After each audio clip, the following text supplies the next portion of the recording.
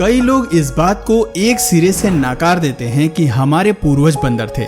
खैर, इस बात को अनदेखा करने का वाजिब कारण भी है। आखिर कौन मानना चाहेगा कि सड़क पर अजीबोगरीब हरकतें करने वाले ये जानवर हमारे रिश्तेदार भी हो सकते हैं।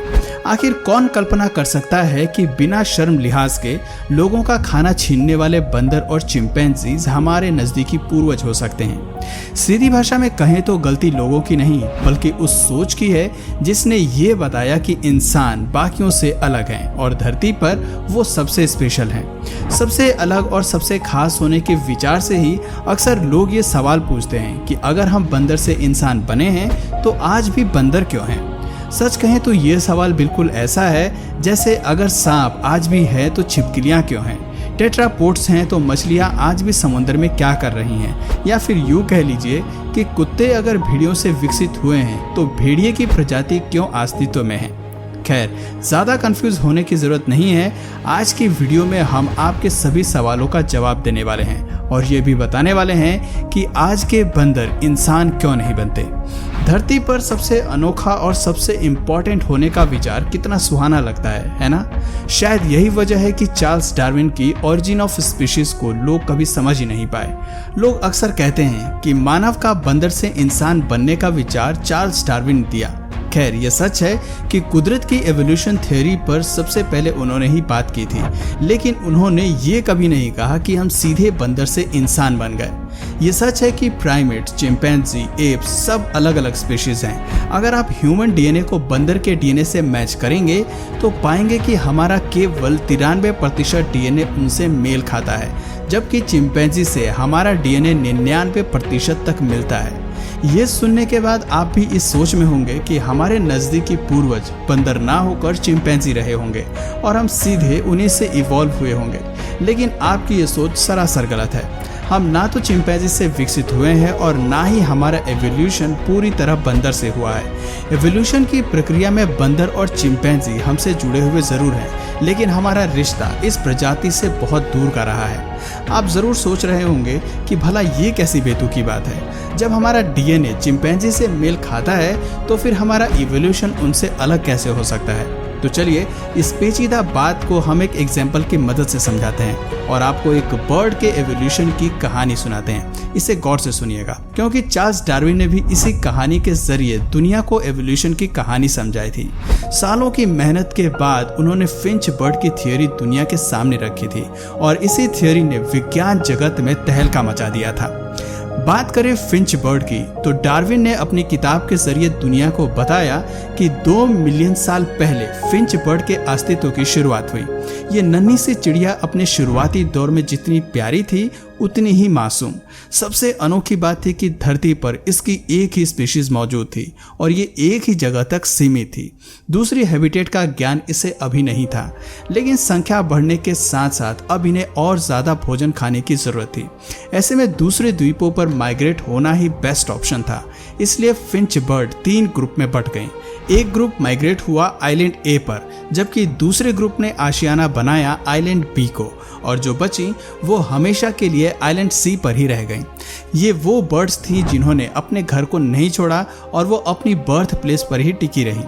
माइग्रेट करने वाली फिंच बर्ड्स के दोनों ही ग्रुप ने अपने आप को नए वातावरण में ढालना शुरू किया।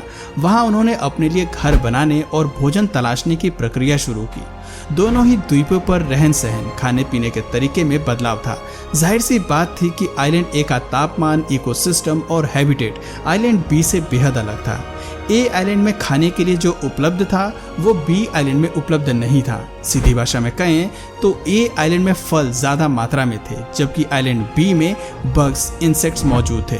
ऐसे में आइलैंड ए पर रहने वाली फिंच बर्ड्स में फलों को खाने के लिए हार्ड और लंबी चोंच का विकास हुआ और आगे चलकर इन फिंचेस को लॉन्ग बेक फिंच बुलाया गया। जबकि कीड़ों को खाने के लिए एक बड़ी चोंच की ज़रूरत नहीं थी, लेकिन मजबूती ज़रूर चाहिए थी। इसलिए आइलैंड बी पर रहने वाली फिंचेस की चोंच छोटी ही रही, लेकिन वो काफ़ी मजबूत हो गई। इन फिंचेस को शॉर्ट शॉर्ट बीक फिंचेस का नाम दिया गया। अपने अपने इलाके में सरवाइव करने के लिए दोनों ही बर्ड्स अलग अलग तरह से इवॉल्व हुई। शुरुआती दौर में फिंचेस को कई मुश्किलों का सामना करना पड़ा। इन द्वीपों के हालात उनके पुराने आशियाने से अलग थे, लेकिन मुश्किल हालातों में सरवाइव करने के लिए इन दोनों ने खुद को इवॉल्व कर लिया। अब धरती पर फिंचेस की 3 तरह की प्रजातियां मौजूद थी। पहली वो जिनके पास एक लंबी चोंच थी और वो फल खाती थी। दूसरी वो जिनकी चोंच छोटी और मजबूत थी। और तीसरी वो प्रजाति जो आइलैंड सी पर मौजूद थी। सी आइलैंड पर रहने वाली फिंचेस वो थी जिनसे बाकी द्वीपों पर फिंचेस माइग्रेट हुई थी, यानी कि यहाँ फिंचेस अपने असली स्वरूप में मौजूद थी। आप ये भी कह सकते हैं कि सी आइलैंड में रहने वाली फिंचेस से हमें 2 नई स्पीशीज मिली जो अपने अपने हिसाब से इवॉल्व हुई। इसके बारे में ये नहीं कहा जा सकता कि दोनों फिंचेस एक दूसरे से इवॉल्व हुई। हालांकि ये जरूर कहा जा सकता है कि दोनों ही फिंचेस का प्राइमरी सोर्स सेम रहा और दोनों एक ही सोर्स से इवॉल्व होकर इस स्वरूप में आई। अगर आप इनका डीएनए मिलाएंगे तो दोनों प्रजातियों का डीएनए वही होगा जो इनके सोर्स का है, लेकिन इन दोनों का एवोल्यूशन एक दूसरे से अलग है। ऐसे में हम इन्हें एवोल्यूशनरी कजन्स का दर्जा दे सकते हैं। ये एग्जाम्पल केवल फिंचेस पर ही नहीं बल्कि इंसानों पर भी लागू होता है। ये कहानी हमने आपको इसलिए सुनाई ताकि आप एवोल्यूशन को अच्छे से समझ सकें। डार्विन द्वारा दी गई ये थ्योरी दुनिया में सभी जीवों के एवोल्यूशन को समझाती है। जैसे कि सांप और छिपकली के एवोल्यूशन का सोर्स एक ही माना जाता है। भेड़िए और कुत्ते भी एक ही सोर्स को शेयर करते हैं। खास तौर पर बात करें इंसान की तो ये कहना बिल्कुल गलत है कि इंसान चिंपैंजी या फिर बंदर से इवॉल्व हुआ है। ना तो हम किसी बंदर से इवॉल्व हुए हैं और ना ही उनसे अलग हुए हैं। असल फैक्ट तो ये है कि बंदर और चिंपैंजी हमारे एवोल्यूशनरी कजन्स हैं। यहाँ हमारा और उनका प्राइमरी सोर्स एक ही है और इसीलिए हमारा डीएनए भी कई मायनों में उनसे मेल खाता है। लेकिन इसका ये मतलब कतई नहीं है कि इंसान चिंपैंजी से ही इवॉल्व हुआ है या आगे चलकर चिंपैंजी या बंदर इंसान बनने वाले हैं। अगर आप आस लगाए बैठे हैं कि जल्दी ही आपको धरती पर चिंपैंजी इंसान बनते दिखने वाले हैं तो ऐसा कुछ भी नहीं होने वाला है। अब सवाल आता है कि अगर चिंपैंजी हमारे इवोल्यूशनरी कजन्स हैं तो वो कौन सा सोर्स रहा होगा जिससे हम अलग हुए होंगे। ये जानने के लिए चलिए इतिहास में पीछे चलते हैं। रिपोर्ट्स बताती हैं कि इंसान और चिंपैंजी ने लाखों साल पहले एक ही सोर्स में विकसित होना शुरू किया था और वो सोर्स थे होमिनिडाई। कहा जाता है कि ये प्रजाति हमारी साझा पूर्वज थी। शरीर से ये बंदर और इंसान दोनों ही तरह के दिखाई देते थे। ज्यादातर समय पेड़ पर रहने के अलावा ये झुक कर चलती थी। ऐसा इसलिए भी क्योंकि इनके पास लंबे हाथ थे। हालांकि इनकी सटीक शारीरिक बनावट कैसी थी वो आज भी हम नहीं जानते, लेकिन एक बात तो साफ थी कि इंसान और चिंपैंजी को एवोल्यूशनरी कजन्स बनाने का काम इसी प्रजाति ने किया था। आज हम होमिनिडाई को अपने ग्रेट ग्रेट ग्रेट ग्रैंडफादर का दर्जा दे सकते हैं क्योंकि इस जीव से 2 स्पीशीज अलग हुई। पहली थी होमिनिडाई और दूसरी को नाम दिया गया था हाइब्लोबैटिडाई। इन दोनों जीवों में फर्क केवल नाम का था। होमिनिडाई के रूप में हमारी नाक अंदर की तरफ इवॉल्व हुई जो धूल और मिट्टी और स्मॉल पार्टिकल्स को रोक सकती थी, लेकिन हाइब्लोबैटिडाई की नाक बाकी बंदरों जैसी ही थी। होमिनिडाई हमारे great great great great great grandfather हुए जो होमो सेपियंस के विकास के लिए जिम्मेदार थे, जबकि हाइब्लोबैटिडाई से आगे चलकर गिबॉन का विकास हुआ जो आज भी बंदर जैसे दिखाई देते हैं। बात करें होमिनिडाई की तो इस स्पीशीज में कई बदलाव और डिविजन्स हुए। इसी प्रजाति में होमिनिनाई और पोंगिनाई का डिवीजन हुआ। पोंगिनाई से उत्पन्न हुए पोंगो जो पेड़ पर रहने वाले एप्स की तरह दिखाई देते थे, जबकि होमिनिनाई बने हमारे करीबी पूर्वज जिन्हें हम अपने great great great great great grandfather का दर्जा देते हैं। हमारे ये पूर्वज एक बड़े लंगूर की तरह दिखाई देते थे। इनके शरीर पर लंबे लंबे बाल थे। कुछ होमिनिनाई पेड़ पर ही रहना चाहते थे, जबकि बाकियों ने विकसित होकर जमीन पर चलना शुरू कर दिया था। ऐसे में होमिनिनाई से 2 डिवीजन हुए। पहले डिवीजन से बने होमिनिनी जो जमीन पर चलना सीख गए थे और इनके बदन पर बाल भी कम थे, और दूसरी बनी गोलिनी जो अब भी पेड़ पर ही रहना चाहते थे। गोलिनी से निकले गोरिल्ला जो आज भी धरती पर मौजूद हैं।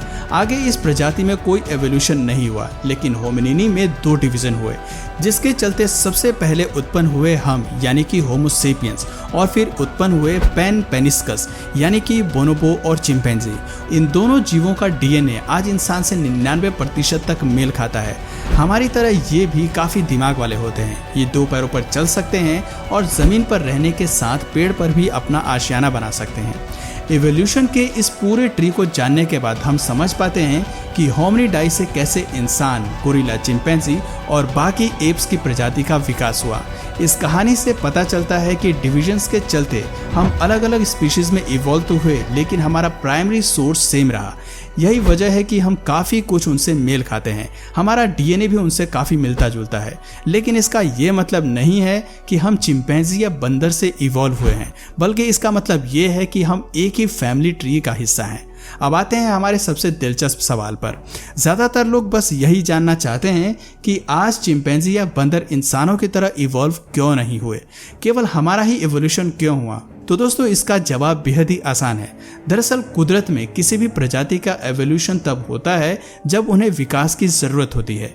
डार्विन की एवोल्यूशन थ्योरी में आपने नोटिस किया होगा कि फिंचेस भी तभी इवॉल्व हुई जब उनकी हैबिटेट में बदलाव हुआ। भोजन खाने के लिए जब उन्हें एक लंबी चोंच की ज़रूरत हुई तो उन्होंने अपने चोंच का विकास किया। अगर वो ऐसा नहीं करती तो वो भूखी मारी जाती।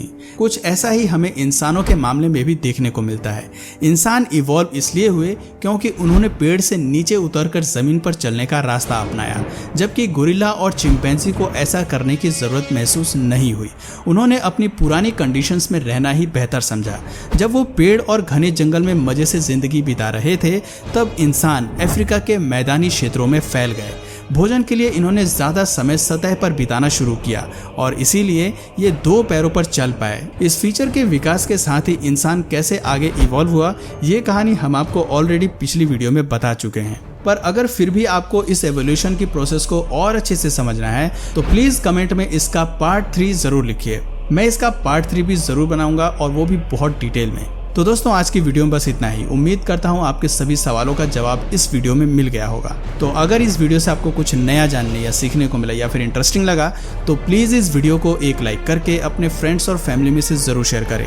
और यदि आप इस चैनल पर नए हैं तो प्लीज़ इस चैनल को सब्सक्राइब करके बेल नोटिफिकेशन आइकन को ऑन कर लीजिए ताकि हमारे आने वाले वीडियोज़ आप मिस ना करें। मिलते हैं फिर किसी वीडियो में नए टॉपिक के साथ। तब तक के लिए नमस्कार।